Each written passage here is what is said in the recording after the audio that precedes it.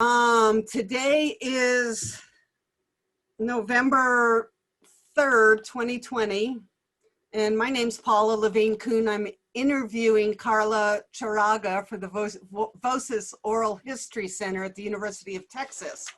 Please know, Carla, that this interview will be placed in the Nettie Lee Benson Latin American Collection at UT Austin.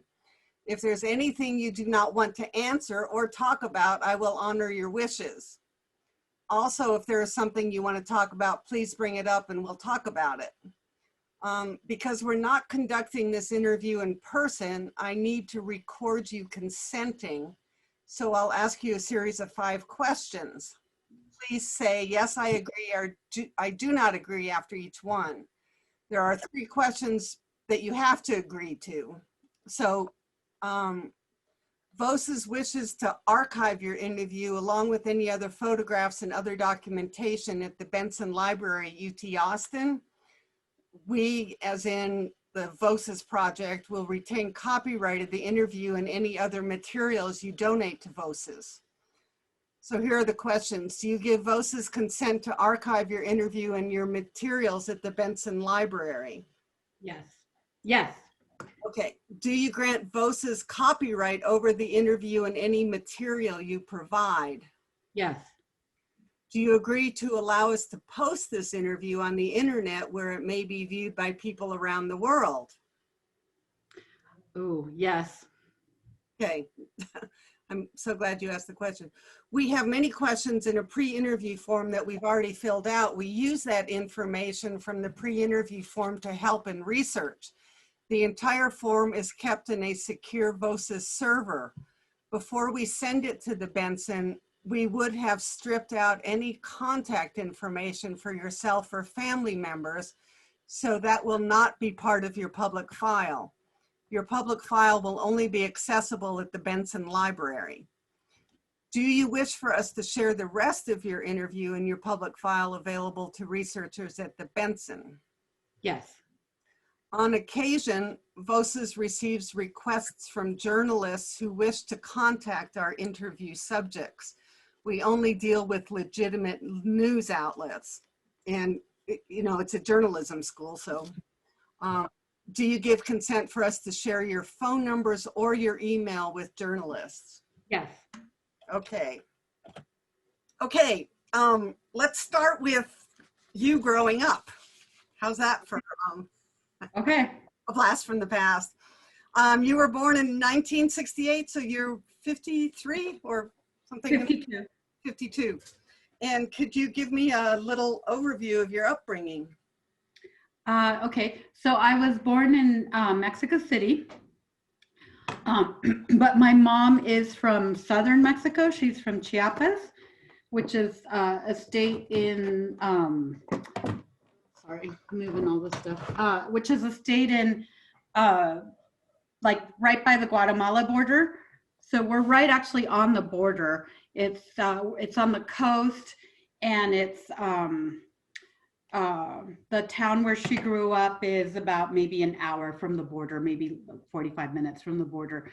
And we would go back and forth between Mexico City and Chiapas, but mainly we went to school in Mexico City, and then we would be going to Chiapas on like summer and winter break. My dad is from Mexico City, and my mom is from southern Mexico. And they separated pretty early on, so I don't really have a memory of living with my dad in the house. And my mom was always like the power of the family anyway. So she was a businesswoman, and we had a store. She had her family store that she ran in Wixla, which is the town where she grew up. And then a little bit later, she bought she had a couple of ranches. She had a cattle ranch, and she had a ranch of cacao. And she was the only woman ranch owner in the whole state. She was the only one. I mean, there were other women that owned ranches, but they were like widows or, you know, wives. They didn't own it on their own right. And so we kind of grew up, I think, in a pretty magical and in some ways privileged way, because my family had money and we were considered more like middle class to upper middle class, and part of what, you know, it was a small town, so part of society. But my grandfather is Chinese. He came from China, from southern China, Canton, and moved to Mexico, to that part of Mexico when he was young. I think he was like, I've heard different versions. Some say 5, some say he was like 8 or 9. And then he met my grandmother, who was born and raised. She was from another little town, like more in the, up the volcano, so it was a little cooler. And it's called Cacahuatan. So they married, she was 15. They married and they had 10 children, and 3 of them died. But my grandfather was brought over from China because his brothers had stores. So there's that part of Mexico is kind of unique because there's a lot of diversity there, which you wouldn't expect. So there was actually a Chinese population there, and Japanese and German. And so the Chinese kind of owned all the stores, and they were kind of like general goods stores, you know, that kind of sold everything. And first they had the store in that first little town, and then they got the bigger store in this other part of town. The older brothers had the best stores. They had the stores in the biggest towns, right? And anyway, so when my mom grew up, you know, the boys were the ones that were supposed to run the store.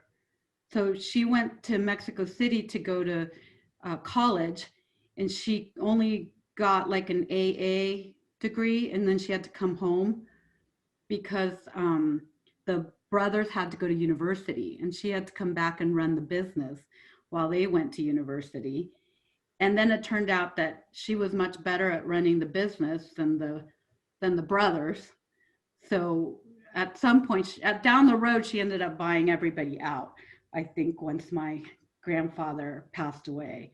So my mom was always like a very savvy businesswoman. She was a woman ahead of her time. She was like the first one to learn how to drive. You know, even now my aunts don't know how to drive. You know, it was not something that women did. The men drove them, or the chauffeurs drove them. She was the first woman to wear pants in the town. She had the tailor and the store maker jeans, you know. And so anyway, so part of the reason that we moved to the United States is that she felt like her daughters would have more opportunity here. And but you know, she didn't really tell us that we were moving. She said we were coming on vacation, and then we never left. So we came to the US when I was 9 in 1978, and we were just coming for the summer, or for a month, I think. And then at the end we ended up just staying. So it was a big change for us, because, or for me and my sister, because in Mexico we had all our cousins, you know, everybody kind of knew our last name and knew who we were and knew my mom. And, you know, we grew up with nannies and maids and chauffeurs. But in Mexico, that's more typical. It's not just like wealthy people that have it, because everything's so labor intensive. And then we came to this country and it was a total shock. You know, it's like, we didn't have my cousins initially that we lived with. They came like a year later. And, you know, we moved into a little apartment, and my mom was going to school or working, and, you know, it was very like lonely and isolated and kind of cold, and we didn't speak the language. The schooling was hard. Like when we first moved, they wanted to put all of us back a grade. And I'm the only one that they didn't put back a grade because I spoke more English. We all took English when we were younger because we went to private schools and we'd been learning English and French since little. But my sister and my cousins didn't know enough English. So they were moved down one grade. I was kept at the same grade. But it turns out that academically, we were way ahead of what they were learning here. You know, we were doing fractions and decimals, and here they were barely doing like multiplication tables. But I think they just assumed that because we came from Mexico, that our education wouldn't be as good. And that really the only thing that we didn't have was our language. And it took me about a year to learn to understand English and about 2 years to speak it fluently. And then where we ended up in Palo Alto, which is in Silicon Valley, I mean, there were almost nobody spoke Spanish there. So you had to, I mean, in a way it was good because I learned very good English. I don't really have an accent, but that's because there wasn't a lot of people to speak Spanish with unless it was later on when my cousins came and my aunt. So I think I saw a tear a little while ago. What were you thinking of? Well, it was, it's kind of hard that you have to come to a different country because you want opportunities that you can't have in your own country. And just, you know, the sacrifices that my mom made and how, and it was hard. It was really hard to be in this like different country. So did your mom, did you all come legally? What was the immigration thing? So we came, my mom had a visa. You know, back in the days, they used to actually give them like a laminated visa card that was good for life. You know, it wasn't so tough like it is now. So she came in with that, and then she was able to get us in as under a student visa, which is really hard to get. But and that's how we ended up in Palo Alto, because my mom had one friend that lived in, oh gosh, San Mateo. And that's initially where she wanted to settle. But the only school district that would issue student visas was Palo Alto because of Stanford. So we ended up in Palo Alto, which we didn't know was like a really good neighborhood and had really good schools. So it was sort of a, you know, it turned out to be like a good thing. And so anyway, we came in, but so my whole schooling, I was here with a student visa. So we were legal, but it was really, it was still traumatic. It was still really hard to leave the country. We didn't go back for like 5 years. And when my father passed away, I couldn't go to the funeral. Do you, that must have been hard. Did you identify with being, so you're a quarter Chinese? Yes. So did you identify as being Chinese at all when you lived in Mexico? In Mexico, my mom my mom identifies a lot with being Chinese. You know, in Mexico, she's considered, you know, it's hard when you're half and half, which is what she was. So, and they called them mestizos, which are mixed. So food-wise, like my mom loves to eat Chinese food. That's what she cooks and that's what she eats. And the furniture in our house is all Asian.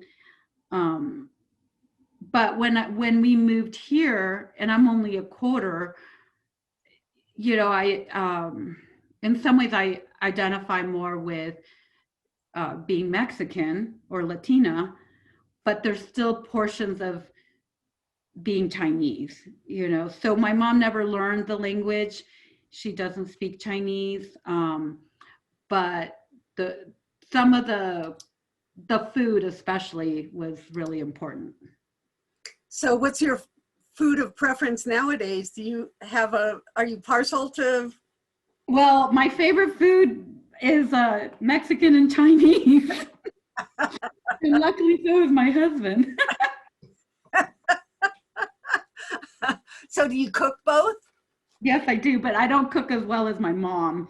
You know, my mom has more of the, like, not Americanized Chinese, but like the real stuff that a lot of people don't like to eat. It's different than, you know, American Chinese. It's the real stuff. Like whenever we would go to a Chinese restaurant, she would want the Chinese menu, right? And she'd have to have the guys translate it for her, and then she'd order it. So it would be like these little banquets with, I don't know, shark fin soup and, you know, kind of weird, quote unquote, weird stuff. And, you know, when I was older, I read the Joy Luck Club, and I read The Good Earth by Pearl S. Buck. And I understood my mom after I read that. I was like, oh, that's why she does that stuff. You know, it was interesting to see like how Chinese she really is.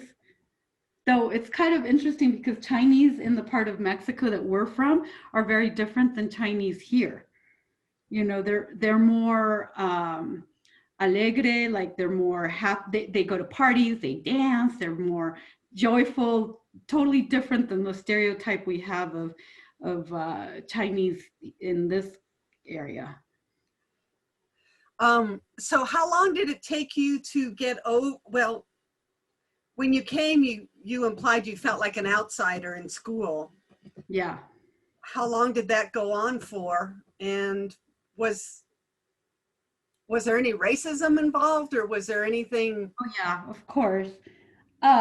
You know, I think it really took about 2 years. So in sixth grade, we moved from the one part of town where we had just like a little apartment that we were or it was a condo that we were renting initially. My mom bought a house, and it was on the other side of town. So in sixth grade, we moved to the other side of town to the house, and I started going to Juana Briones. And I loved sixth grade. So that's when I met all my friends and had, you know, kind of had a group of kids that lived in the neighborhood. And that's when I started to feel like I fit in. The first 2 years were really tough. And then I'm sorry. So a lot of the racism was some of it was like microaggressions, you know, like the not thinking that we were that smart, or trying to put us down a grade just because of the language, you know, kids coming up and thinking that Mexico was like, you know, the cactus and the hat and the serape. And I remember getting mad at some kid and saying, well, you know, then the US would be like cowboys, and it's not. You know, people didn't realize that Mexico has huge cities. Mexico City is like bigger than any, and more cosmopolitan than any city in the US except maybe New York.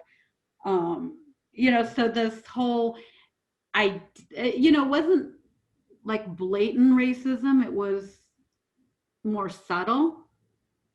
But, you know, I had one kid that like tried to stab me with a fork in school. I don't even remember like why, you know, if it was like a race thing or he just didn't like us, or anyway, tried to stab me with a fork, like one of those plastic forks.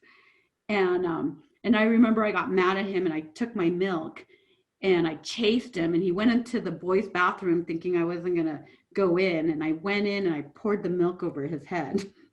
And then we both got in trouble. You know, and on the way back one time, we had a kid that pulled a knife on us. And this is like Palo Alto, that's supposed to be like a nice neighborhood, but we were closer to the border with East Palo Alto, and East Palo Alto is like a bad neighborhood. And luckily they're a cousin or some relative of him. This kid was African American, and the cousin said, "Cut it out," and then he just left us alone. Can you pull the you moved there? There you go. Okay. There you go. No, it's okay. I didn't want to interrupt you. So when were you a Girl Scout? In 6th grade. But I didn't like it because we had to go sell cookies, and I was like mortified that I had to go house to house and sell cookies. So I only lasted a year. So you and your mom and your sister lived in Palo Alto in an apartment, in a house, in a... Well, the first 2 years we were like in a condo. So it was a condominium, but my mom talked the owner letting us rent it.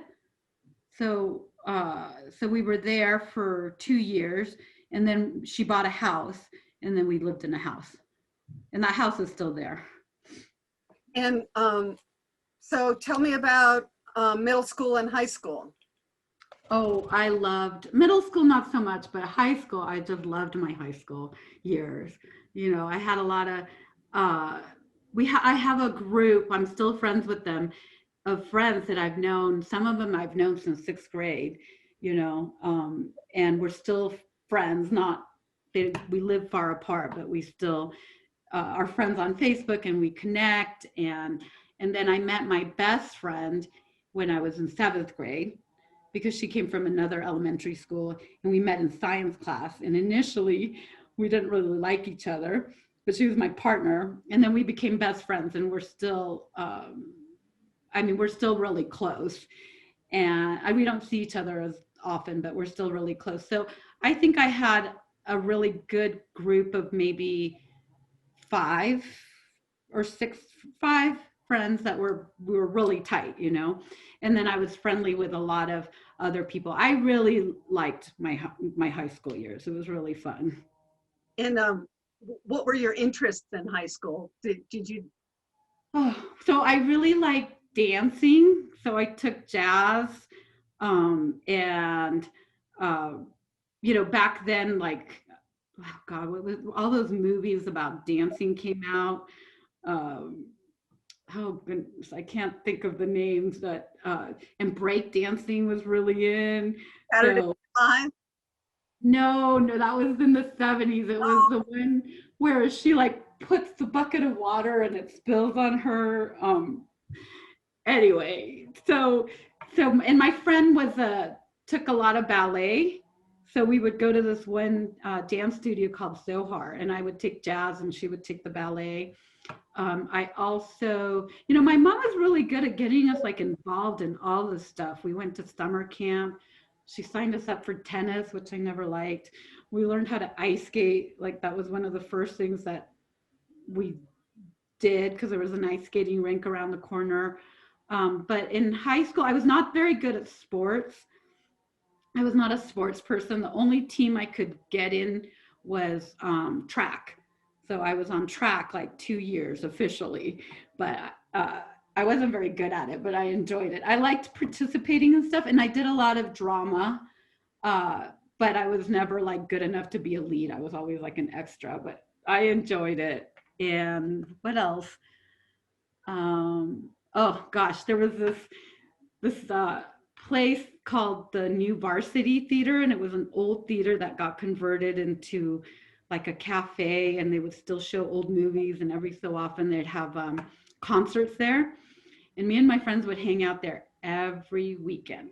And we thought we were like, back in the 80s, it was like the mods and the punks were in. You know, my high school was very white. So the music we listened to was like 80s new wave. And we thought we were like mods. So we would dress all in black. My friend had her hair dyed jet black, and we'd go to the varsity and smoke cigarettes and cloves and just try and look moody, you know. And was there anything that you did in high school that kind of God, what's the word when you say foreshadowed what you're doing now in your work? Oh, interesting. Well, so a couple things. So one, my best friend wanted to get into honors English, and you had to do there was a test to it. You had to do an essay, right? And so she talked me into going with her, which I wouldn't have done it on my own, but she's like, oh, why don't you come with me? You take the test too. And then it ended up that I got into honors English and she didn't. But, I love to write. And one of the things that I do is write the narratives for our grants. So that's maybe a foreshadowing. I really like social studies. So my major in university was anthropology. So social cultural anthropology. I've always been fascinated with the studies of culture, but I was very, I think as a teenager back then, you were just super self-centered and everything revolved around your friends and your life. And you didn't, I mean, it's kind of interesting to me because my daughter is so much more politically aware than I was in high school. I don't remember really discussing politics except for like kind of little side things, I do remember being worried. I think it was in junior high about the Cold War and being scared that, we were going to have a nuclear war and, tensions were kind of high, and it was during the Reagan years. I do remember that. But then after that, it just like, it seems like kids are way more politically aware now. I mean, we had apartheid, and I remember knowing a little bit about it, but not so much. And so you went from there. Oh, in high school, did you identify as Latina or Asian? Yeah. Or Always Latina, Mexican, really, because I felt like I was born in Mexico. So, yeah. Okay. And then in college, you went to junior college. Was that nearby? Yes. So, hold on a second. Let me get a Kleenex. So, I wasn't ready maturity wise to leave home. I was, everybody in my school, for the most part, went to a 4-year university. If you're going to junior college, you were like a loser, right? So, and again, my best friend, she was in the same boat. She didn't have as good a grades as I did, but her parents were Jewish, right? And they were very like, they were way more, I mean, my mom was like, you have to go to university, but her parents were even more so. And it was more about like, oh, what are people going to think? So when we both talked about it, we weren't ready to leave home. I think we applied to some of the universities. So we decided, I got into one, but I don't remember which one, but I decided that I just wanted to stay home. So, so then we decided we'd go to the local community college, and her parents were horrified. Everybody felt like, oh, you don't have the grades to cut it to get to a good school, so you're just going to a junior college. But I enjoyed it because I got to live at home still. It was just, 15 minutes down the street. I still worked at the family's restaurant, and I was a waitress and made pretty good money in tips. And then it actually, I think, was a really good call because from junior college, I transferred super easily to a 4-year university. They want juniors. Everybody applies as a freshman, but they really want juniors more than freshmen. So anyway, then when I transferred, my best friend went to Santa Barbara and I went to Berkeley. You must have had good grades in junior college to get to Berkeley, I would think. Yeah, I had good grades. In some ways, college was easier than high school. My high school was very competitive. I went to school with like kids that had Stanford professors for parents and, scientists. And so it was a very competitive high school. I didn't feel like I was that smart in high school. And then college was actually turned out to be easier. interesting. Except Berkeley. Berkeley, I had to realize that I had to kind of buckle down a little bit and study more. So was it your mother's restaurant? Yes. So she started it with money she had from Mexico, or? Yeah. So when we moved to the US, she sold the cattle ranch that she had in Mexico. And with that money is what we came here with. And that's how she was able to get a house and the business. But, she never ran a restaurant in her life. And like I told you, she didn't even like Mexican food. She didn't eat Mexican food. Everybody was like, what? You're starting a Mexican restaurant? She cooked and ate Chinese food, But I mean, my mom she could do like any business that she wanted to. So she started off waitressing. When we first moved here, she was learning English and she became a waitress at this restaurant. And then she kind of got the hang of it, and then she ended up buying it. Good for her. Mm-hmm. And then when we were in high school, she bought the second place. The first place was the taco stand? No, the first place was the sit-down restaurant. And then in high school, we bought the taqueria place. That's pretty awesome. So you always had a job. Yes. She started me working when I was 9. We had to bus tables for $5 a week. We got $5 a week, which my cousins and my sister would spend on candy, and I would save part of it and spend the rest on the candy. Oh, that's interesting. Okay.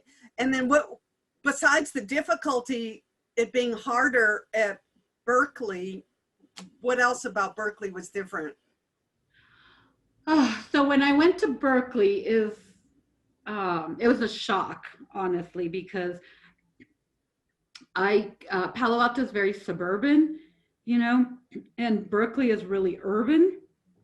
I didn't like research university very much. I knew it was a good university, so I accepted it, but it really kind of didn't fit my personality. It was very urban. It had a lot of homeless, and Telegraph Street is kind of scary. There's a lot of mental health and home, and I was just shocked. Like, I wasn't used to that. And then the housing that I had was in Oakland. We were right on the border of Berkeley and Oakland, and it was an okay neighborhood, but it wasn't a great neighborhood. So and the other thing that happened too is in university is where like all my self-identity questions came up. My racial identity, who I was. I just had to navigate all that. I was with a bunch of kids that came from like East LA or other parts of the US that were American born. And I didn't feel like I fit in anywhere. I wasn't Chicano. There weren't people that were like from Mexico, like my part of Mexico. There's almost nobody that comes from southern Mexico or Mexico City. Most people are from the north.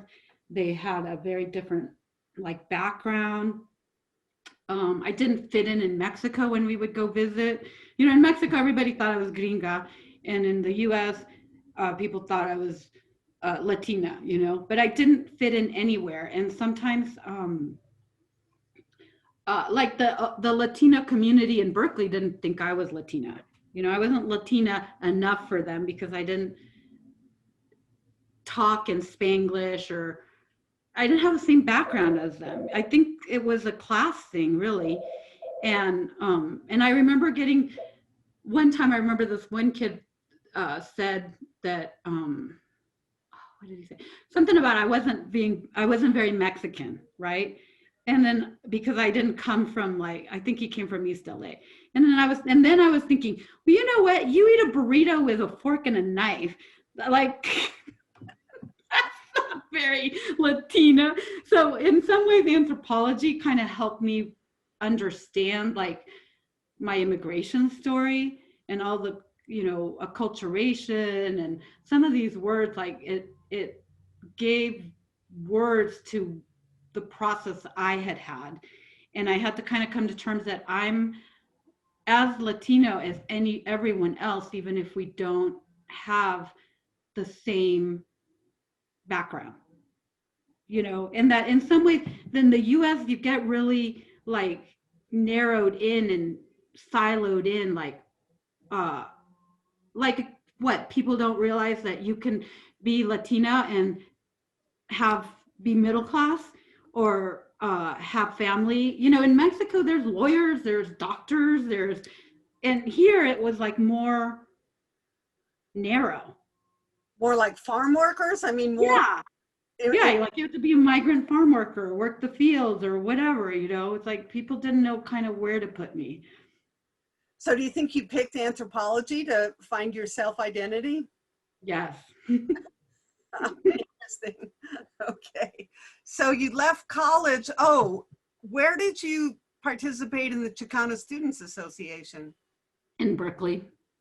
And were you very active? I mean, what did that belong to? So there was this, okay, so there was this one organization called Mecha, which was the kind of the main one, but I actually belonged to Mujeres en Marcha, which was the organization for Latinas. And I didn't like Mecha because Mecha was very, really, they were so machista. Like the men made all the decisions and the women sat in the back. And I was like, no way. So I just thought that was ridiculous. I mean, that was the other shocker too. There were a lot of, it was really sad. A lot of the girls that I met in Berkeley, that some of them came from really traditional backgrounds and, poorer backgrounds. And some of them were like disowned for going to university because they were women. And, how dare they go to university and not get married and have kids, And that was that was really sad for me. And I remember in our graduation, we got a chance to do like a 5-minute, for the Chicano graduation, they had a separate graduation for us. We got to do like a 5-minute speech and we could have our parents walk across the stage with us. Because we could thank our parents. But some of these girls were saying, that their parents had stopped talking to them. And now because they were graduating, their younger sisters had a chance to go to school. Wow. That's amazing, really, isn't it? Yeah. And then some of them came from families where the men ate first and the women would stand there until they were done eating and then they would eat. I mean, I come from a totally different background. My family is super matriarchal. The women run the family. Oh, interesting. Okay. So you left school, you graduated, and then when did you get married? So after university, right, when I graduated from university, I was going to lose my student status. I mean, this whole time I'm here with a student visa. And my mom paid outrageous fees because I was an international student. We paid out of state tuition. Wow. And yeah. And my mom put me, my sister, and my cousins through university. She made sure that all of us got schooling. So anyway, after I graduated, they said I had a year where I could do like, oh God, I don't remember what they called it, but you had to work in like your major and you could stay for a year, right? So that's when I didn't know what I was going to do. But that's when I found the job as a research assistant at Berkeley with Dr. Ogbu. He was doing a research project on minorities in education. So anyway, it was a part-time, but it was enough for me to be able to extend my stay. And I think I worked for him for like 1.5 years, maybe 2 years. Anyway, I think you could do that for 2 years. They called it practical experience, right? And you could stay keep your status. But after that, I didn't know what I was going to do. I mean, I remember even going back to Mexico and my mom talking to some of her friends and trying to see if she could like get me a job at the Museum of Anthropology. But you know, I was not used to Mexico. I mean, I didn't know how it worked there. I hadn't lived there in forever. It was one thing to go visit. It was another thing to go, you know, I didn't know all the norms and the social cues anymore. How was your Spanish? My Spanish, at least I kind of lost some of it, but I still speak fluent Spanish. So I think it's, it gets stuck sometimes, and sometimes there's a little accent, but at least I have my Spanish. But still, it was like petrifying, right? So, anyway, we had this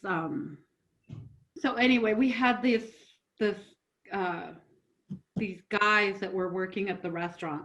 They ended up like renting a house around behind the restaurant. It was like a frat house, had nothing but like no furniture in the living room. And they used to throw these huge parties every weekend. It was just like Animal House, right? And it was like a block from the restaurant in the back. And anyway, we had a few of them that worked, actually a lot of them worked at the restaurant, right? So one of them was a waiter, and his name was Dennis Doyle. And, he worked there, and he was the guy I married. But, I didn't know him super well. And, in a lot of ways, it was a marriage of convenience, because if I married him, I would get my papers. Yeah, okay.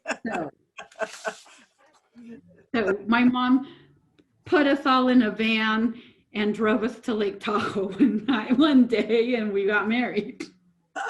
And then he moved into my house with my mom and I, and he lived there for 2 years. And how about your sister? Did that same kind of thing happen with her? Or? Yeah, so my sister, but she'd been dating her boyfriend for a long time. He was from Tennessee, and a nurse. And anyway, she always said that she was never going to get married, never going to have kids, but they got married. Okay. And then, so you were legally married to Dennis for 2 years, and then? No, I was legally married to him for like 5 years, but we were together for about 2.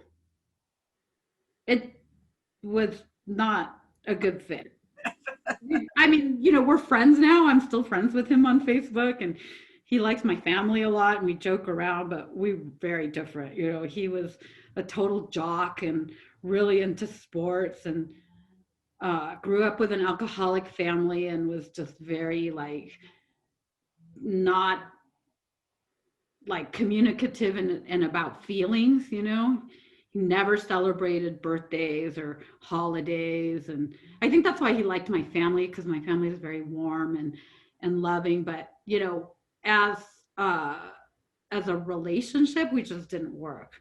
We can work as friends, but not. And on the outside, people think he was very charming and very nice, but as a relationship, he was just not emotionally available. But the other thing is he worked at the Jewish Community Center down the street from my mom's house, right? So he had clients, and he was a fitness instructor and did some one-on-ones. Anyway, he had clients that were lawyers, and one of them, we did our own paperwork for all my immigration stuff. I mean, that's a lot, but it was easier back then. Anyway, he had this lawyer guy that helped us, but we didn't pay a cent to do all our paperwork. We did it ourselves. That's pretty impressive. It is. And then, I don't know, Green Card came out right around that time. I don't know if you've seen that movie with Gerard Depardieu. And it's basically they get married for the papers, and then they get interviewed. So I was really nervous they were going to do that to us. So I remember like asking each other all these questions, like, what's your favorite color? What's your favorite blah, blah, blah, you know, just to get ready in case they. And when I went to the interview with immigration, I had to bring my wedding book and all the cards and all these things to prove, you know, our marriage. Okay.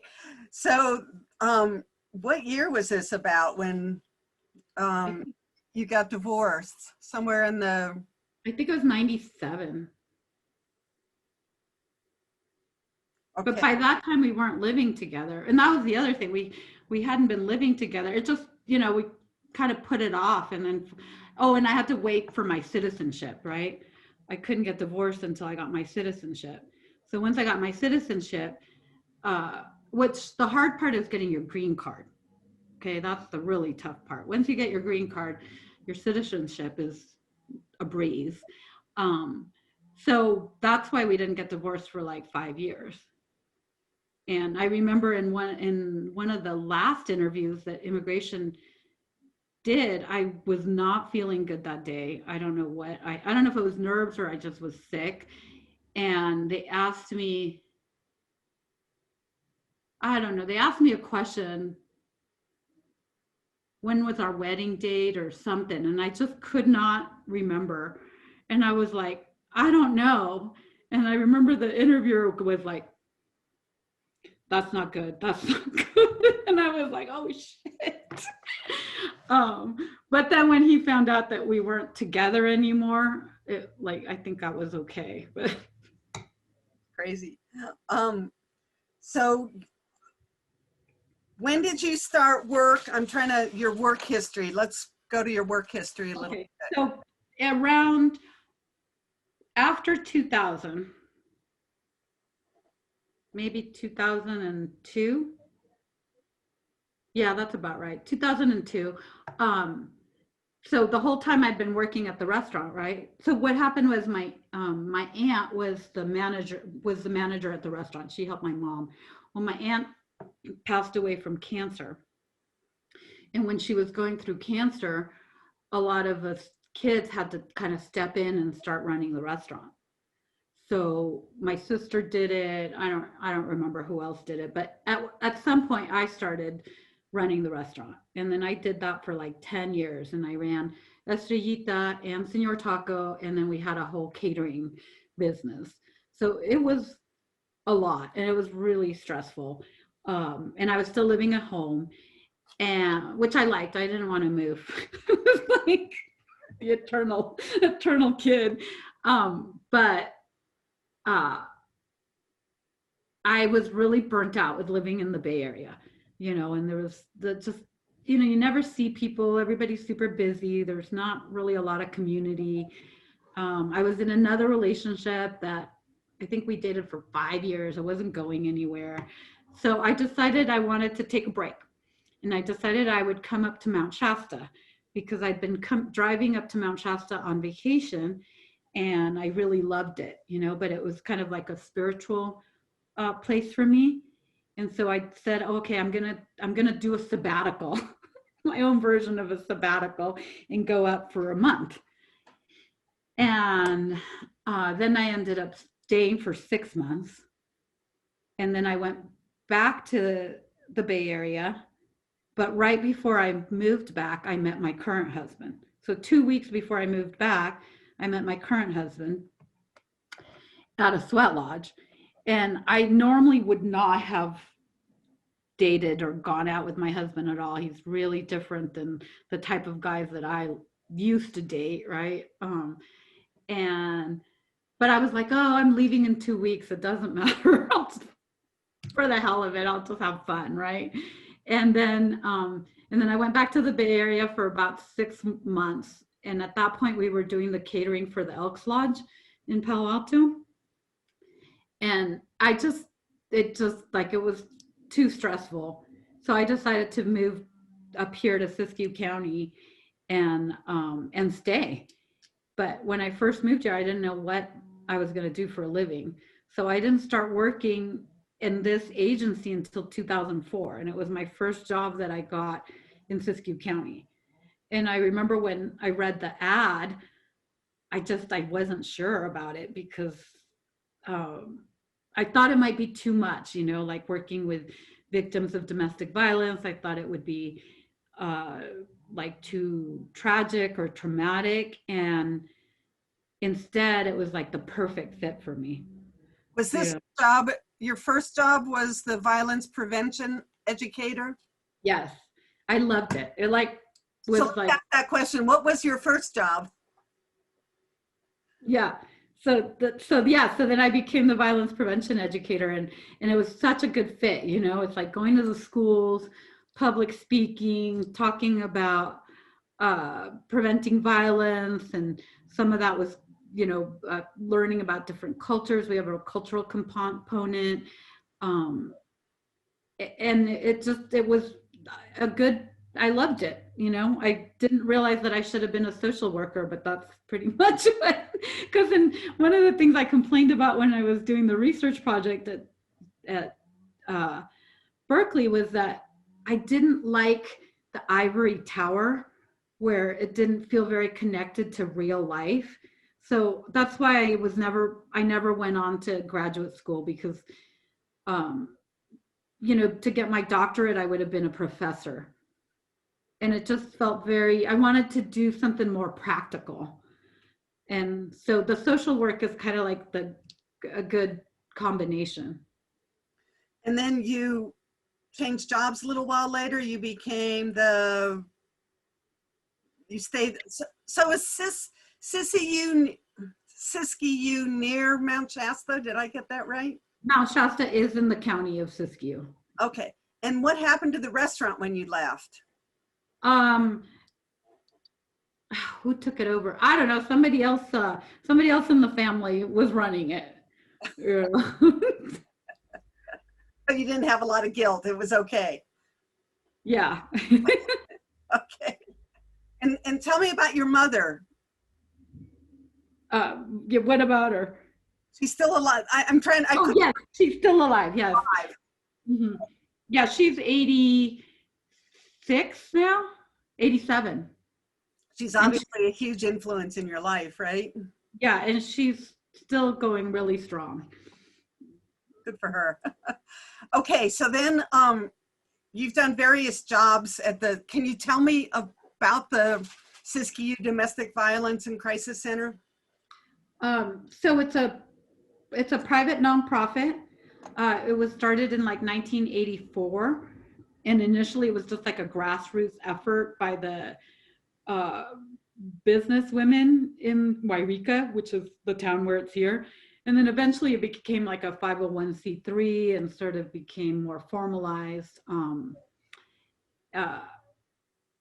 Anyway, when I started working here, like I said, it was a really good fit. And I got a lot of training. I mean, that was one of the nice things. I got a lot of training in like working with families at risk and in crisis. So maybe the pay wasn't super great, but it was the foot in the door and lots of really good training. And so tell me about I'll tell you. So after I was the violence prevention educator for, I think, 2 years. So then I was pregnant, and I kind of remember because I was supposed to get trained on self-defense, because we used to teach self-defense back then. And then I found out I was pregnant, so I couldn't do the training, right? And then right around that time, somebody retired. And so they offered me the position of the legal services coordinator. And that was an office job, which I wasn't sure I was going to like, because I kind of like traveling to all the county schools. But I took it, and it actually was like the perfect fit, because I was pregnant, I had a baby, and I couldn't just be running around. I mean, there's parts of our county that are really far, an hour and a half one way to some of the more remote areas is not uncommon. So anyway, the office job fit, and that was where I was the legal services coordinator, and I was working with the executive director at the time, helping with like the statistics and helping her with some of the grant reports, plus doing all the other, you know, restraining orders and counseling and all that stuff. And then I left here and went to work for Northern Valley Catholic Social Services because they had a position as a program manager. And I kind of wanted to move up, and there was really no, you know, this is a small agency, so there wasn't a lot of like promotion possibilities. So I went to NVCSS and I hated it. I just hated it. Didn't like my boss, you know, she was from private industry. She'd worked with engineers, and then she was doing this nonprofit, and she was treating us like engineers. It was not a good fit. I didn't know what I was going to do because I wanted to quit, but I couldn't quit because I was, because financially I wasn't able, you know, I couldn't do that. And then we got laid off. I got laid off because they weren't receiving enough. Wraparound was really struggling. They weren't getting enough referrals and stuff, and the NVCSS ended up closing down completely in this county. You know, they're still in, now they came back, but you know, we had an office, we had therapists, all of that went away down the road. But me and someone else got laid off first, and they kind of rearranged the program. So the wraparound people were being supervised by the counseling department, but it was perfect because I got unemployment. You know, I was off for, I don't know, it took longer than I thought to get another job. You know, at first I wasn't worried about it. It was summer, I was having fun. And then I'm like, okay, I better buckle down. And then it took a little bit, but it took me about maybe 8 months total. And I applied for, that's when I applied for probation. And I wouldn't have thought of applying for probation, but you know, there's not tons of work up here. And I went to this one wedding, and this guy said, well, why don't you check out juvenile probation? You know, it's kind of a mixture of law enforcement and social work.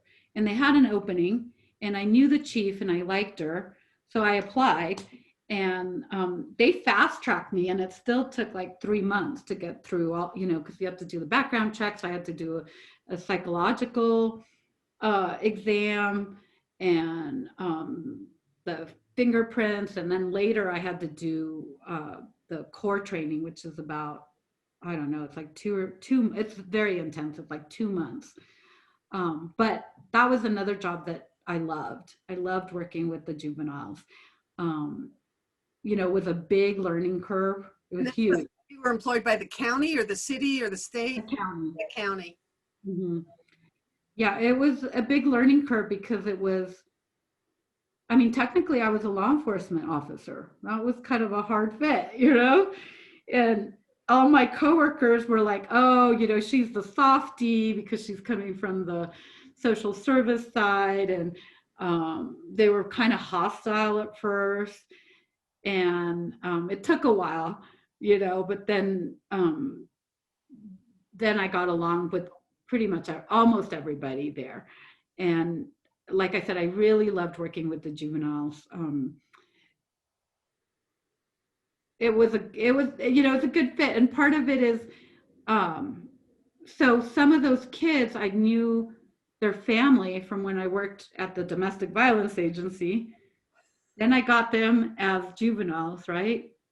And now that I'm back at Siskiyou domestic violence, I'm seeing them as adults. Yeah.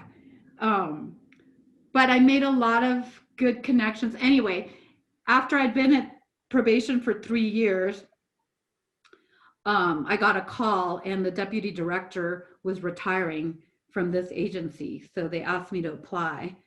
And so I did apply, and I became the deputy director. And then I just got promoted 2 years ago as the executive director. And so what's your day look like most days? Well, right now with COVID, it's totally different. But Okay, no, let's go back pre-COVID, and then we're going to talk about COVID. okay. Well, because we're a small agency, we have to wear many hats. And even as the executive director, I do a lot of direct client services. So I can be doing counseling. I'm kind of last on restraining orders because they take a long time, but if I have to, I'll do a restraining order. Because people come in here and we help them type out a restraining order and go through the court process with them. But mainly I'm in charge of like applying for grants and doing the reports. My deputy director does all the fiscal stuff. So she handles all the budget and the fiscal stuff, which is not my strong suit.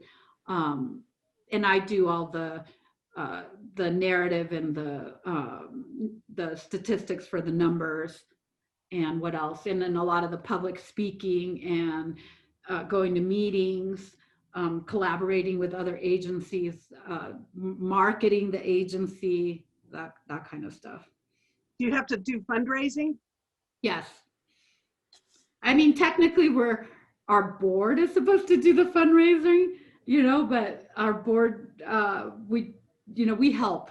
And we just did a fundraiser. We did a gumbo drive-through dinner because we weren't able to do our golf tournament. And I think that went pretty well. I mean, I like that stuff, so. Okay, so then how has your job responsibilities changed since COVID started?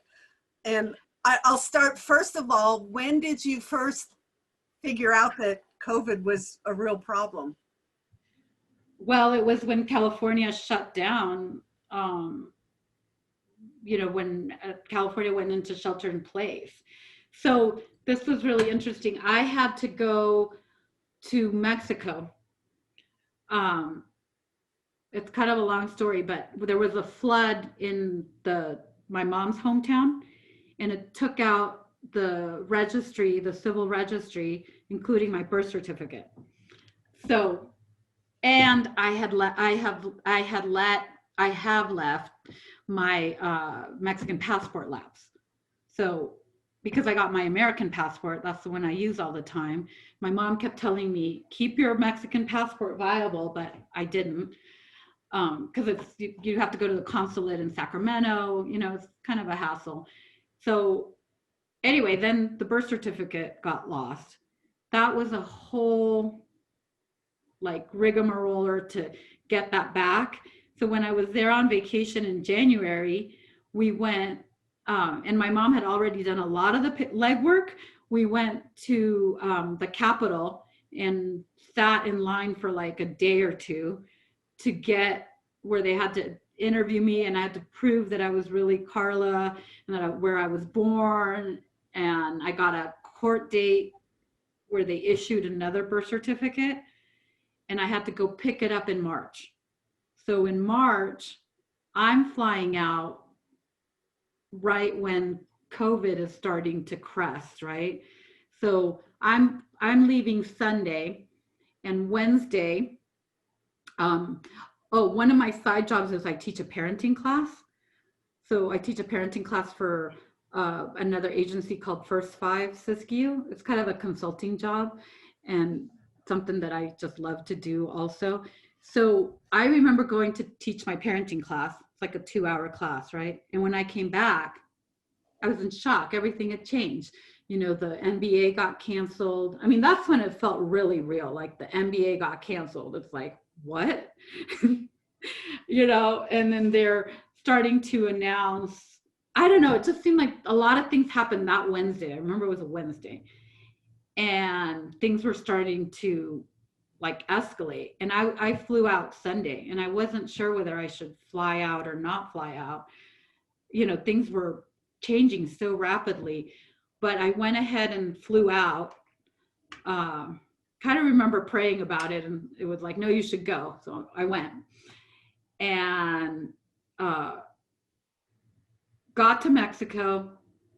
Mexico was about a month behind us as far as COVID. So it wasn't in their radar as much as here, but it was starting to be. Well, So while I was there, I went to go pick up my birth certificate, went to apply for a voter ID in Mexico that you need for everything. Friday night, President Trump announces the borders closing.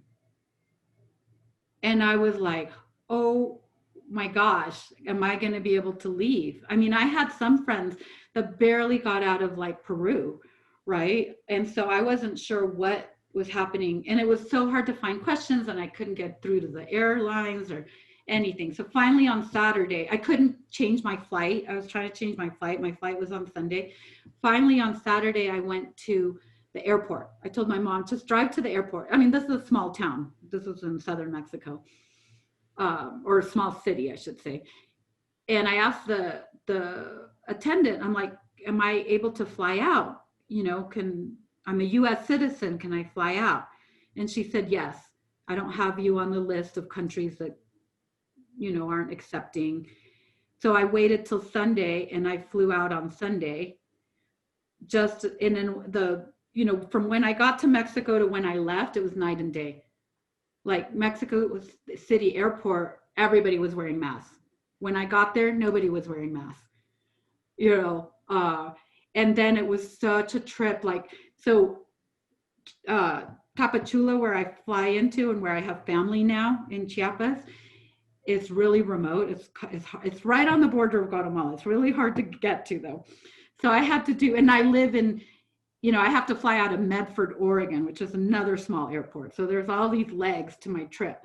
So on the way back, I had to go Tapachula to Mexico City to Salt Lake City to Medford. Okay. In Mexico City, a quarter of the plane is Mormon, these Mormon kids coming back from their mission. They all had to be evacuated from Mexico because of COVID. At the Tapachula airport, Guatemala closed its borders, and they weren't letting anyone fly out. So all these tourists that were stuck in Guatemala crossed the border into Mexico and were flying out of Tapachula.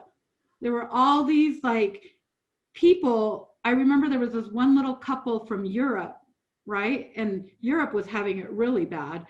And I remember being freaked out by them and like, don't get near me. And I told my mom, this is the first time where I'm scared of white people.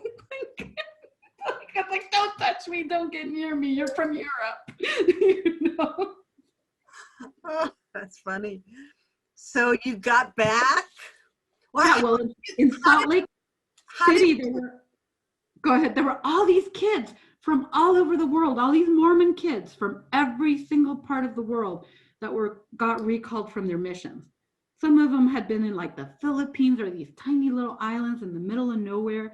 It was bizarre. It was like being in World War II. That's what I felt like. And I'm just flying ahead of all the borders closing in on me. That's what it felt like. How did you know that your birth certificate was gone, or why didn't you have a copy of your birth certificate? Well, my mom has a copy of it, but in Mexico, they're very bureaucratic and they won't accept the copy. It has to be like a recent version. Oh, interesting. Okay. Okay. Yeah. So you got from Salt Lake City and you got back, and then you went to So I got back. I went to work on Monday. Oh, Sunday, I think the governor of California ordered the shelter in place. So then Monday I went to work, and we had a meeting with the staff, and we decided we would close the office. So we closed the office on Tuesday, and everybody went to work from home. And then we had to figure out like how we were going to work from home. We went to hotlines. So, you know, because technically, I mean, we could have kept open because we were considered essential services, but we felt like we could provide services still through our hotline and online services. So we kind of came up with this rotating, so different staff would be like 1, 2, 3 for restraining orders. Different people took the hotline, and if we got a restraining order, we would get the client's name and phone number, and the number one would call him back and get all the info on the phone and type it out. And then we would do the narrative meet with them and do the narrative at the office. So what's the narrative?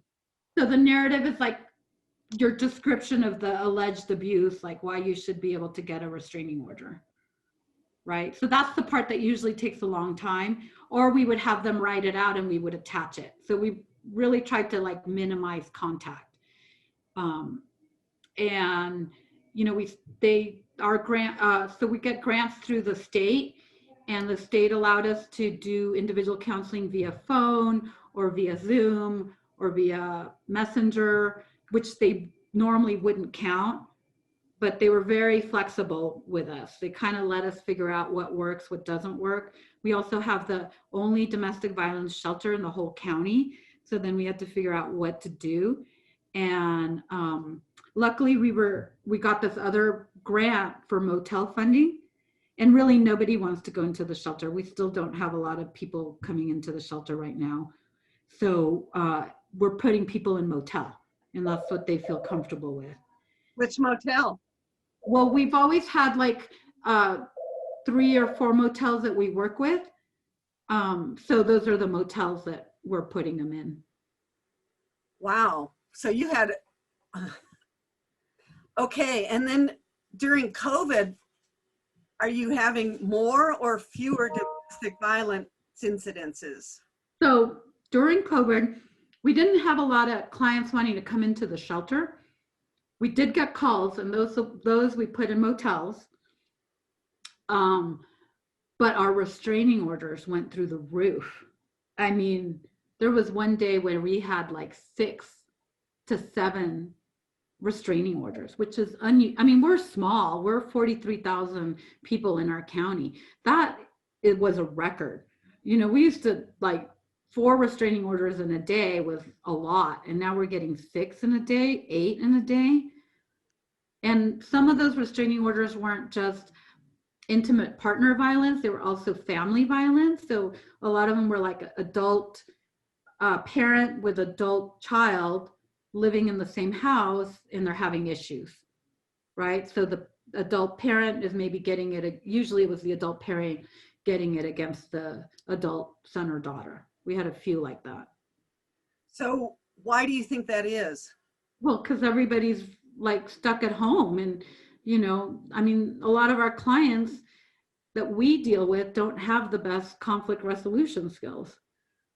So, you know, maybe there were issues of domestic violence before, and now you're all stuck at home with all this extra stress and the kids, and it just like escalated. And has that stayed the 8 a day? Has that been ongoing since COVID started? No. So now that we opened back up, it seems like it's mellowed out, but it still seems like we're getting more restraining orders than usual. And of course, everything went hotline. So our hotline numbers jumped a lot. So do you mean when California opened back up, or would you? Yes. Well, and the way California did it is it sort of did it by county. And we're pretty rural, and we didn't have a lot of cases. So we got to open, I think, faster than the other areas.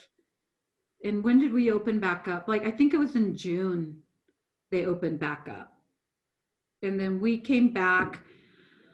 At first, we weren't sure what we were going to do. So we had one day where everybody was back in the office. And then we decided that's probably not a good idea. So now what we're doing is we divided the office staff into 2 groups. And one group comes in 2 or 3 days a week, kind of rotating. And the other group comes in 2 or 3 days a week. And for a little bit on Friday, we were still doing just phone because the court was closed on Friday. But now the court's open back up. So we're back to working on Friday too. So when the court was closed, how did you deal with the court, or did just nothing happen? So they stopped seeing any cases except for emergency types like domestic violence. So they did continue the emergency, the hearings for domestic violence, but they really tried to have like 1 or 2 cases in there. They stopped doing any family law cases or divorce cases or custody cases unless it was really crucial. And some of the domestic violence cases, they just gave him like longer temporary restraining orders. Unless there was like custody issues, then they had a court hearing. Wow.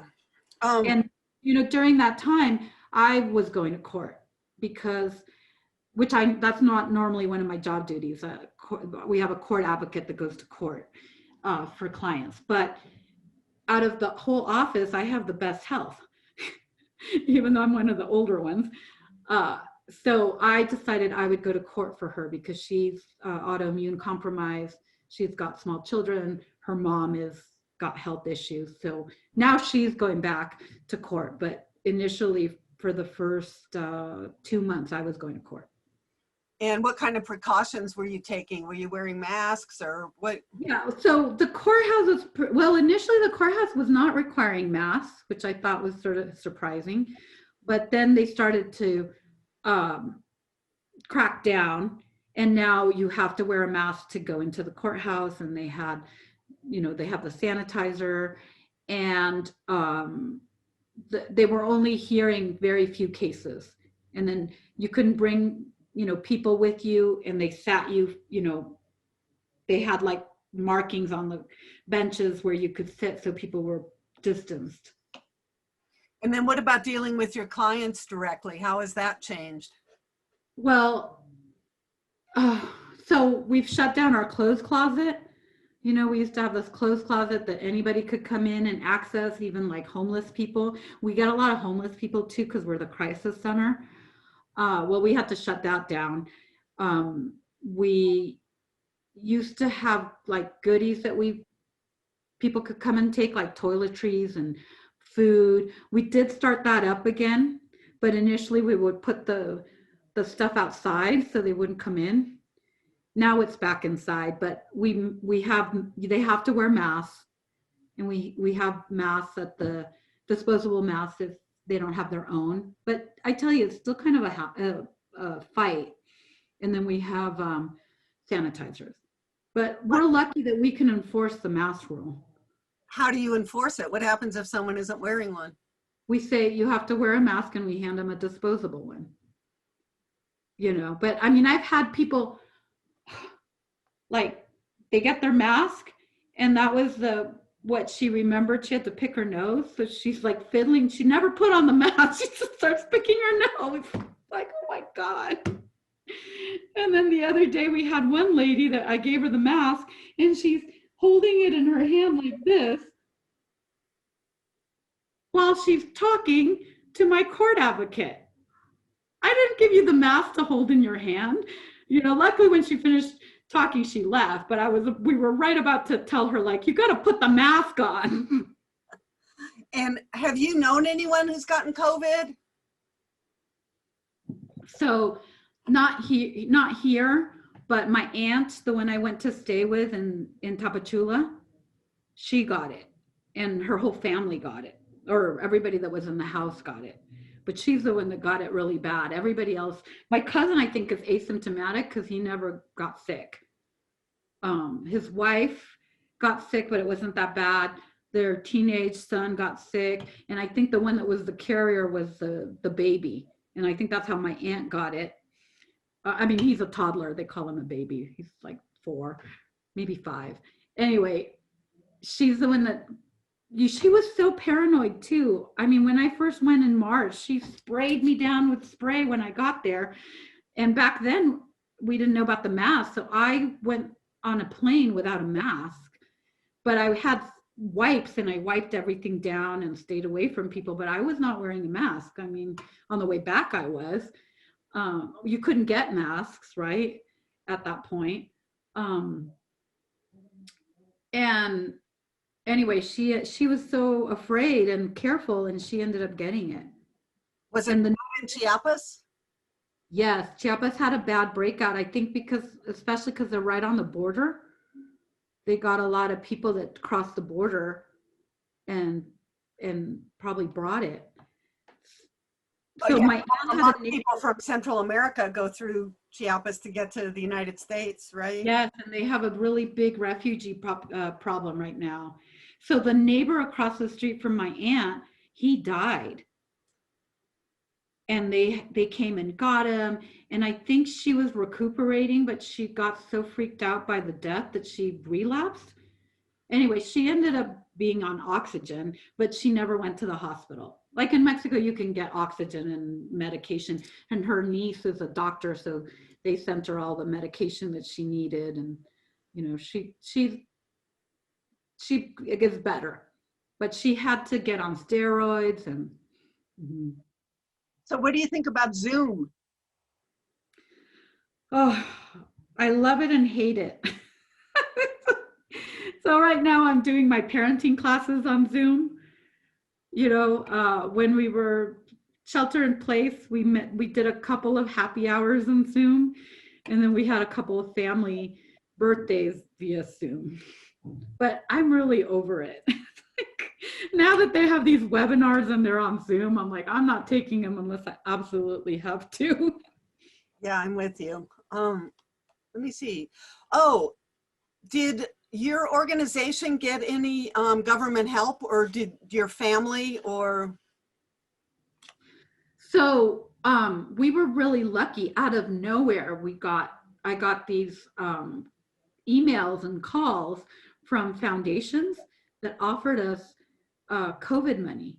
So I got the Motel Funding through one of them, the Women's Foundation, I think, or no, Shasta Regional Community Foundation gave us the motel one.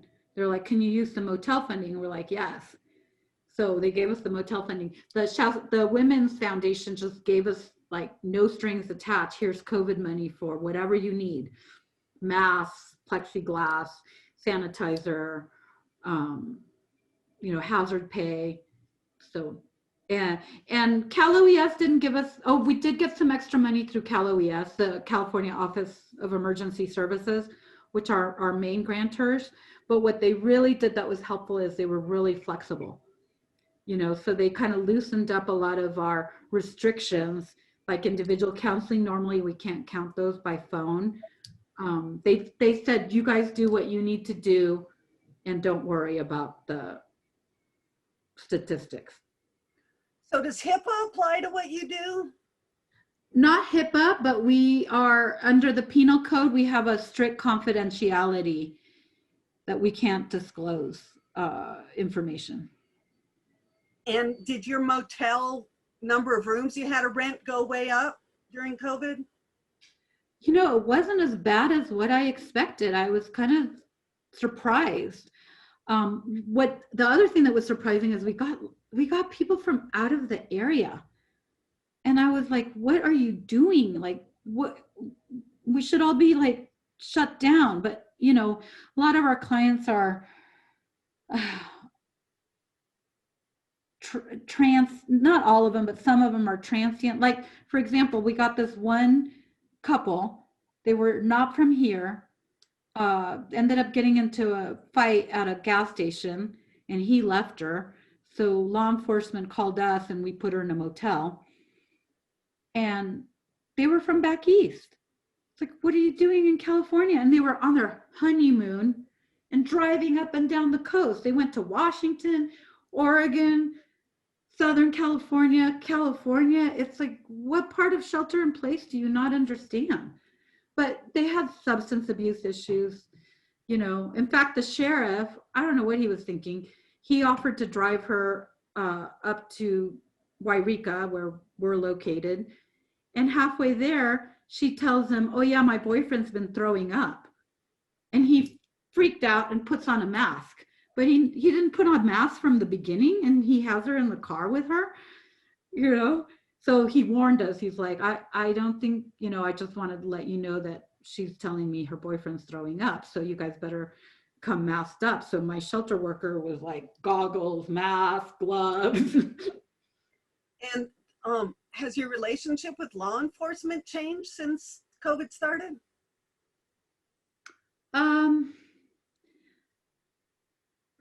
I don't think so. I mean, in some ways, everybody's more isolated, so we're not connecting with our other partner and collaborative agencies the way we used to. So we're just, and then things are changing, like different people are retiring. So some of our connections aren't, you know, the same ones that we've had. But I mean, everything's a little tense, you know, but I don't think from an agency perspective that it has changed. And did you or any of your employees get government help for COVID? We didn't, because we were able to keep everybody on salary. You know, we were Right. still technically working from home. So we were, you know, we still paid everybody. And in fact, with one of those grants, we were able to get hazard pay that just ended. And so we were making more money than normal. You know, that ended in September, but that was really nice. I kind of miss it. Was that like a percentage of someone's salary? So we decided, we had the board vote on it, and we decided it would be a flat $30 per day per employee. That seems fair. Yeah. Mhm. Yeah, it was nice. I miss it. Everybody misses it. They're like, can't you get another grant? I mean, it's kind of weird that it ended, and our numbers just jumped yesterday. You know, so it's like we're hitting a peak, and yet everybody's sort of back to business as usual in some ways. Oh, you mean the COVID numbers in your town? Yeah, our COVID numbers went up to, just jumped to 56, which is not very high by comparison, but for us, that's high, the highest we've ever had. So I think I'm out of my questions. Do you have anything else that you think you want to talk about? So let me think. Oh, we haven't talked about your husband and your spirituality. Oh, okay. So So your husband at a sweat lodge. I met my husband at a sweat lodge. So I've always been kind of like, my mom's always been spiritual too. You know, my grandma was the one that was more Catholic, and they're kind of Catholic because we were just brought up that way, but they're not. My grandma mixed a lot of her religion, right? So the part of Mexico that we're from still has a lot of their like folk beliefs, some of the indigenous beliefs, but they just got like melded into the Catholic stuff. So my grandma would do a lot of the folk healing stuff on us as kids.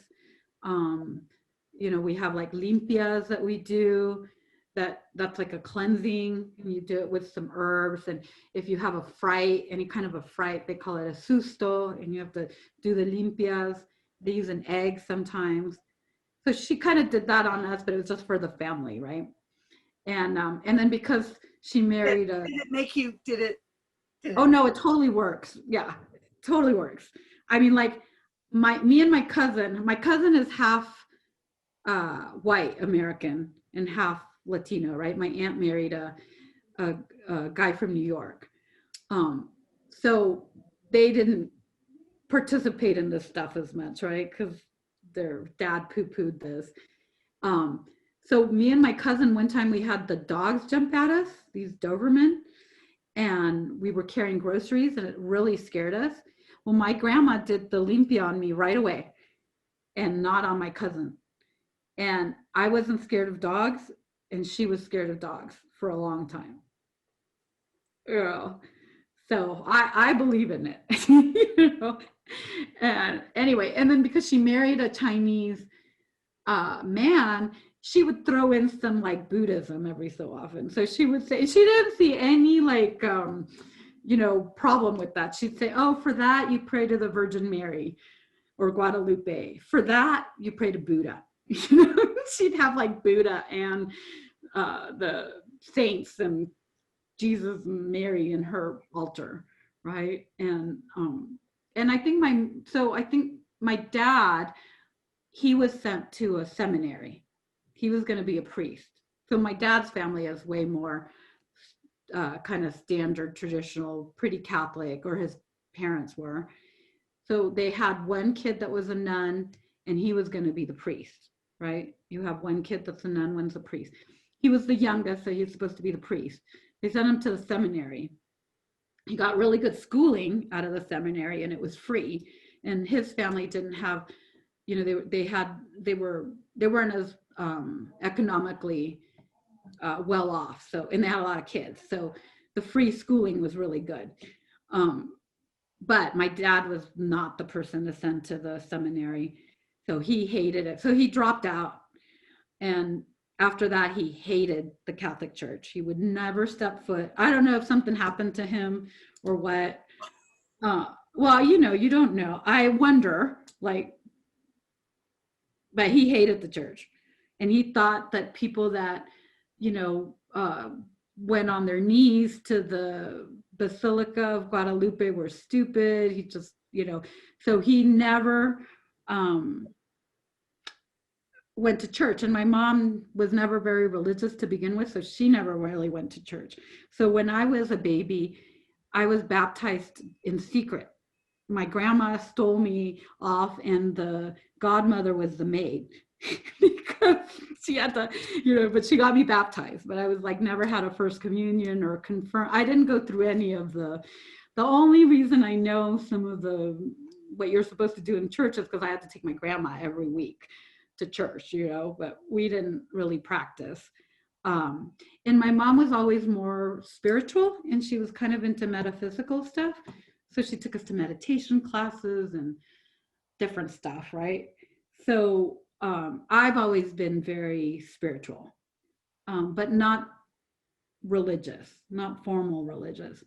So when I was 19, I took these meditation classes through a school called the Berkeley Psychic Institute.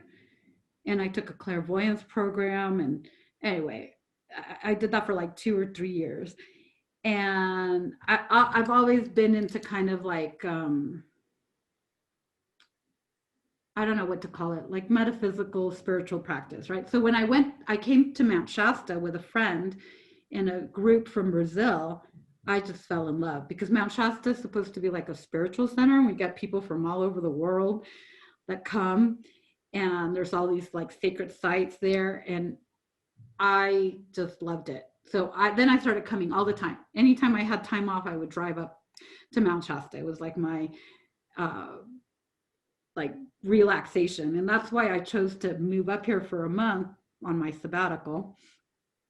And when I was here for the month, I was staying at this house that was like a kind of like a bed and breakfast, but she didn't do breakfast. She rented out her rooms, and it was like a spiritual house, right? She had all these different statues from all these different world religions. Oh, I really liked world religion too. That was like one of my favorite subjects in university, especially Eastern religion.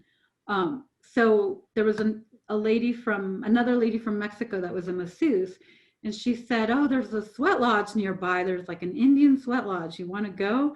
And I'm like, yeah. So we went. It was at Stewart Mineral Springs. And then I started going every week. And my husband ended up sitting next to me. But, he was married at that point. So I never paid attention to him. And then his marriage ended up, they got divorced. And then one day he asked me out, and I was shocked. I had no idea. And that's when I was like, oh, well, what the hell? And, we have, and so when I met him is when I kind of started doing more of the Native American spirituality. So the Sweat Lodge at Stewart. His name is Hispanic, yes? Yes. So he's Hispanic and Native American, but he grew up more with the Native American. He doesn't speak Spanish or, he's born in the US, but he's more Native American than Hispanic. Is there a big Native American population where you live? Yes. So we have a few tribes in the area. That's probably our biggest minority population, I would say. There's one part of the county that has a lot of Latinos, but around here we have 2 recognized tribes and another one that's not recognized. What are they? What tribes? So it's the Karuk tribe and the Quartz Valley which is, they're also Karuk, but they have their own separate. And then there's the Wintu and the Shasta, and then around the corner is Pitt River. I mean, there's a lot of tribes in this area. Huh. So, how do you and your husband practice your? So he was adopted by the Sweat Lodge leader as a son, like a Indian adoption, like a spiritual thing. So the Walking Eagle who runs the lodge adopted him as a son.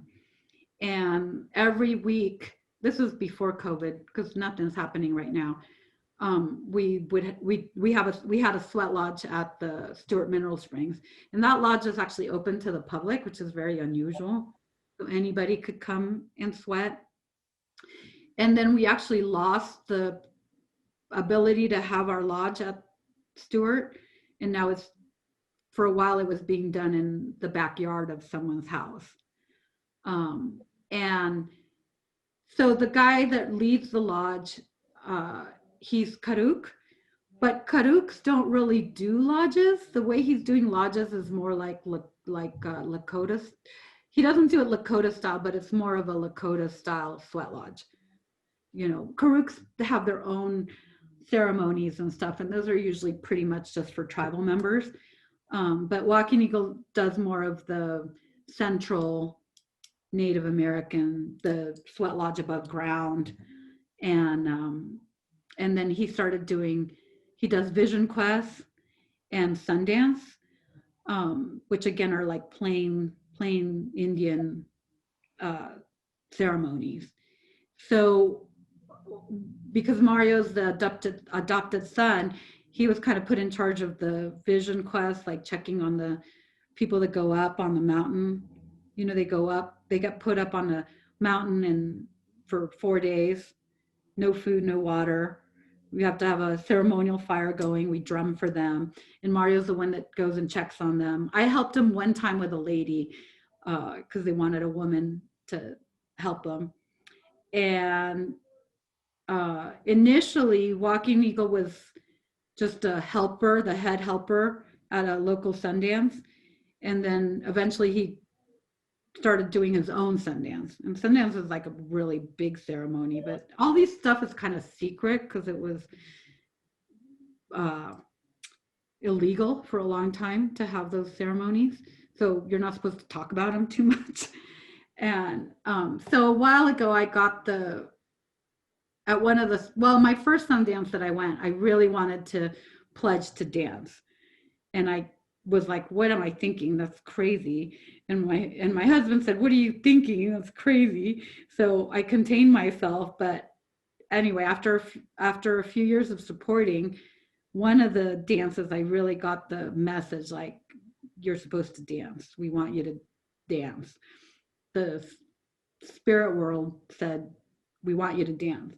So I pledged myself to dance. And then I waited like 2 years because I was scared, man. I mean, Sundance is tough. It's 4 days, no food, no water, dancing in the hot sun. And every year you have to vision quest. So before you can even dance, you have to vision quest, 4 days, no food, no water. But vision quest is a little easier. You're just sitting in the shade, hopefully, if you get shade. Anyway, after 2 years, my husband said, you know, saying you're pledging to dance and not dancing is just as bad as starting to dance and quitting. Because you really are committing to 4 years. So then I was like, okay, I'm just going to do it. So I just like jumped in and did it. And last year was my 4th year. I completed my commitment. So not a 4-day stay up in the mountain? Well, the preliminary, like the pre-interview, is the vision quest. And then the interview or the main thing is the Sundance. So every year you have to do both. Sometimes they let you get away with not doing vision quest if you really can't do it. But so last year was my last year of Sundancing. So I completed my 4 year, each year is 4 days and you have to do 4 years. Wow. That's quite a commitment of your vacation time. Yes, and you have to do 4 days of purification. And then really you want to take some time off afterwards because you're just like, you can't be around people. Wow. Wow. But this year, everything's shut down. No Vision Quest, no Sundance, no sweat lodges. Have the Native American tribes been really hit hard there, like in some other parts of the country, like New Mexico? I don't know. No, because we're all, I mean, so far our county has been fairly good in numbers. The ones that are getting hit hard are actually the east side of the county that has the Latino and Hmong population. And we're just not, I think they're coming from those populations, but I'm not sure. Okay. So is there anything else you want to talk about in this interview, Carla? Anything you can think of that I didn't hit on, or you? Well, so a couple of things about some of the political things that happen. So in some ways we're kind of isolated and removed from, the rest of California and the rest of the world in a way, but when the George Floyd thing happened, we actually had a protest in Mount Shasta, which that was not unusual. I was actually going to ask you that about your other activism work. So here we go. So Mount Shasta tends to be much more liberal, and so we had a women's march, in 2016, and that had a really good turnout. I went to that. I spoke at the women's march.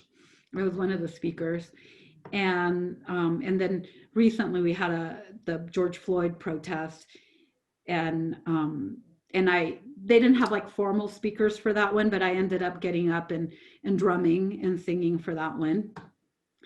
The thing that was interesting is Wairika actually had a protest.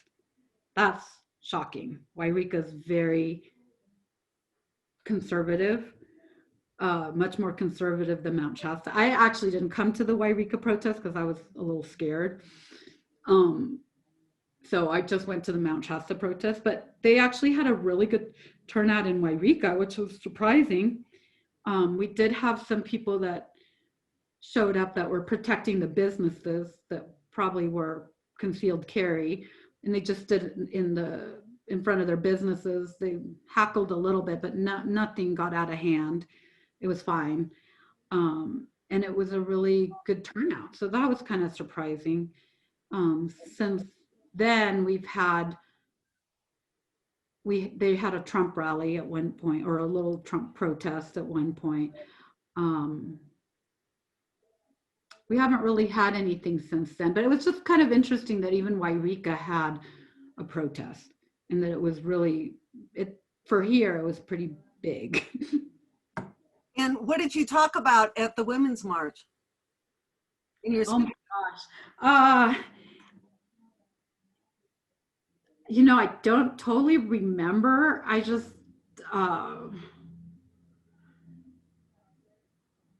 in some ways, I feel like sometimes stuff just kind of comes through me and I say stuff. But I think I talked about how it's all interconnected, in my opinion. Domestic violence, sexual assault, treatment of women, treatment of minorities, standing up for social justice. To me, it's all interconnected. It's like if you change the patriarchy, then you're changing everything. It's not these like separate little silos, and just how and I think I talked about like not to lose hope and to keep fighting. That's kind of what I can remember.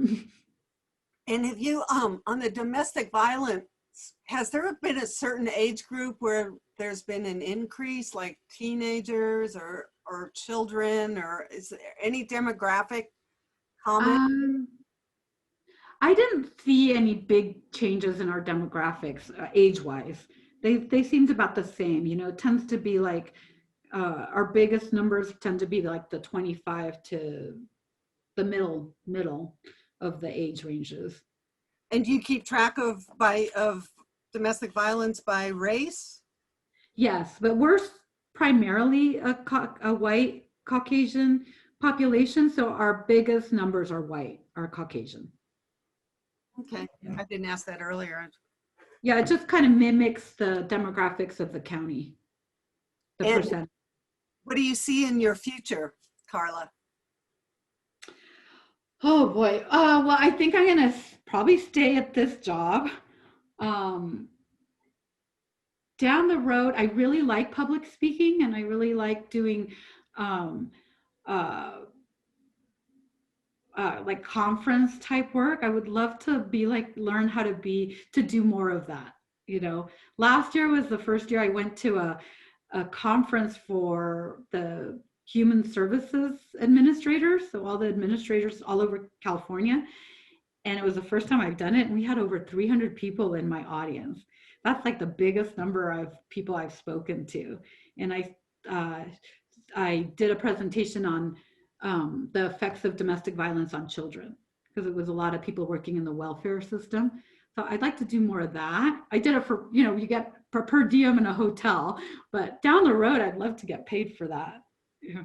Well, that's awesome. And how do you think you personally and your family and the organization you work for is going to be different after COVID? What kinds of things are, you know, like, will you do Zoom meetings that you never did before? Will any changes? How's that? So one, I think the way we're doing restraining orders, we like it.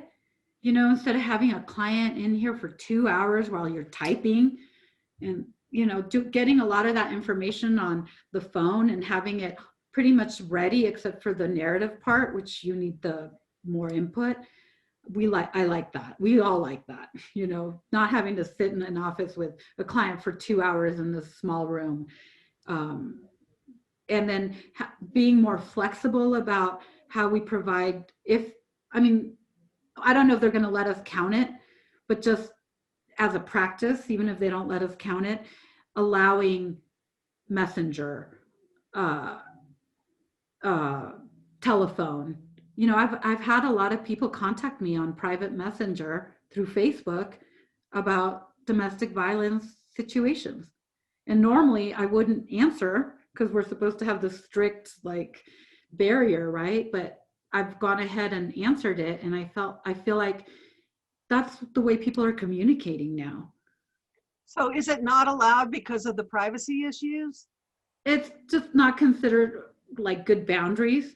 Right. Yeah. Because it's getting on your personal phone. And right. But, you know, we're a small county. Everybody knows I'm the director. I mean, I just don't let it overtake me, of course. There's some things that I say, you know, call me at the office when I'm working. Right. But I have answered some messages at like 7 o'clock at night. Well, isn't that when a lot of domestic violence happens? Exactly. So kind of catering a little bit more to our clients, and then really for transportation. I mean, we have a lot of transportation challenges in this area. This is a poor rural county. Some people don't have cars or buses that run. So doing the telephone or even online, that helps to provide services. I would think so. I mean, it makes sense to me. And what about a encrypted app like WhatsApp that's end-to-end encryption? Is that like a better? Well, around here people don't use WhatsApp very much. You know, it's interesting. Overseas, everybody uses. Oh, I know. When I go to Mexico, I have to have WhatsApp, and I have WhatsApp for Mexico, you know? Yeah. And I think for me personally, I'm going to be more, I was never a germaphobe before. I'm going to be more of a germaphobe. And I'm probably going to wear masks in the winter now. Even when it's over. It is interesting to think that when this is over, what will change and what will stay? Yeah, I'm definitely looking forward to a big party. Aren't we all? Sharing food at restaurants and getting free handouts at the grocery store. Yes. Anyway, well, thank you, Paula. You feel like you've had your say? Yes. You did great. Thank you. You're so welcome. Have a great day. You too. Take care. Bye. Oh, I didn't ask you. I need pictures. I need photographs of you and your family and your organization, information from your organization. Oh, okay. Email them? Yeah, you can email them to me, and we really need the highest quality, original, big digital files, the most you can get. Okay, I'll try. Most of my pictures are from my phone. And Well, it depends. So on your phone, you can save things to the original size. You can choose on your phone. So what we want is the original size if you can. okay. And, you know, even if there's like pictures where you want to snap with your phone and take a picture on your phone, make sure that it's set to the original size. So like, you know, even things like brochures or things from, or scan and send them to me, you know. Oh, okay. Okay, brochures or, you know, anything related to work. And Okay, sounds great. I saw on your website the advertising for the drive-through. I mean, that's a COVID thing. I'd love to have, you know what I'm saying? Yeah, and we didn't have our open house this year. We had a virtual open house. That was interesting. Yeah, do you have a picture? Did you take a screenshot of the Zoom or anything? You know, anything like that would be wonderful for the archive, because people look at it and might take you and make another story out of it. Researchers are looking for different things. Right, you're right. So Like our virtual open house, we did a postcard with the URL and the QRC code yeah, to a video. We have a video where we're showing the office and the shelter, but it's a video instead of in person. well, send me a link to that. I mean, I don't know if they do videos, but they're doing a video of you, right? So, I mean, all that stuff, think about, I don't know, 30 years from now, looking back, it's like looking back on the pandemic of 1918, right? Yep, exactly. Or on your life, your fascinating life with your cultural history, you know, and what you were like in middle school, picture of you, you know, that Okay. okay? Have All some right. Sounds good. Thank you. Bye. bye.